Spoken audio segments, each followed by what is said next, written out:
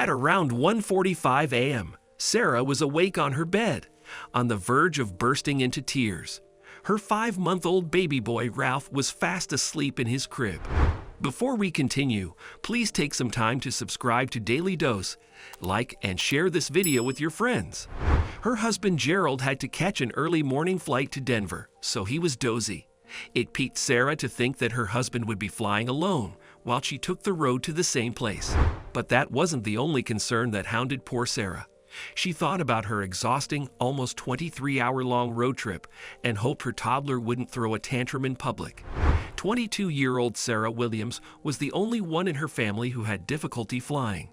She had aerophobia since childhood, and the last time she took the flight to Montana, it made her terribly sick.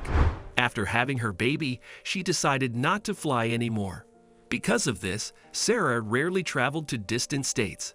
Even if she did, she only took the bus. This time, she couldn't say no when Gerald wanted them to meet his sister, who was throwing a baby shower in Denver. Although he tried to convince her to take the flight with him, Sarah refused. "Oh, that's all right. Ralph and I would be better on the bus," she chuckled. She woke up to the bright, skin-tingling sun rays on the day of the trip and found that Gerald had already left. Then she found a package on her bed with a note. "Here's everything you wanted to make your journey less inconvenient for others. I hope this helps." Read Gerald's note. Sarah smiled and was glad that her husband understood her fears and came up with such an idea to help her out. Shortly after, Sarah left for the bus depot with her baby and boarded the bus to Denver. She looked around the bus, which was barely crowded. But still, there was more time left for the bus to depart from the station. Her anxiety grew as more passengers started to occupy seats. "Jesus Christ.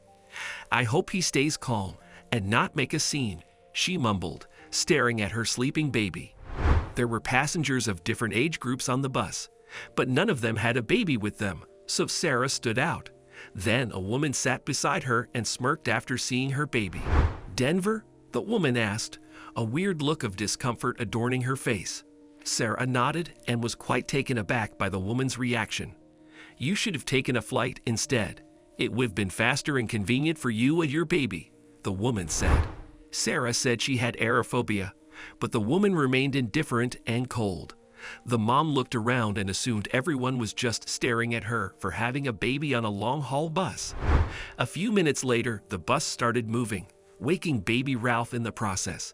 Sarah's face flushed red. First, Ralph looked at her with his big brown eyes. He giggled, and she thought he wouldn't cry. But when the driver hit the brakes, Ralph shrieked. There were other noises of people talking and playing loud music on the bus, but the baby's loud cries stood out. The woman near Sarah was visibly annoyed. She kept staring at the bawling baby and finally lost it. "Can you please do something to silence him?" she said. I'm trying. I'm so sorry. He's just scared and is not used to traveling by bus," Sarah exclaimed. She was nervous and tried her best to comfort baby Ralph, but he wouldn't stay calm and kept bawling. Sarah was sitting at the farther end of the bus, so when her son cried, people randomly turned back and stared at her. A few minutes later, a man walked up to Sarah and asked her if she would do something to calm her baby down. "It's an early bus, and I'm tired. Lady, do you mind shutting up your noisy baby cos? I am trying to get some sleep," he shouted. Sarah was crushed, and she felt terrible for mothers like her who had no option but to travel by bus with their babies. "I'm trying, sir. He's just scared, and he'll calm down in a while," she said. "Please don't get annoyed. He's just a baby." The man walked away, annoyed. Then Sarah remembered the package Gerald had given her. She placed baby Ralph on the seat and took it from her bag. She took out several cards, began writing something on each of them, and slid them into small packets. Sarah got up from her seat and handed out a packet to each of the passengers on the bus. They had no idea what this was about and curiously flipped the packets open. She returned to her seat and sighed relief, awaiting their response. The passengers opened the packets and saw a note from her. It read, "My baby is just being a baby like how we were as toddlers.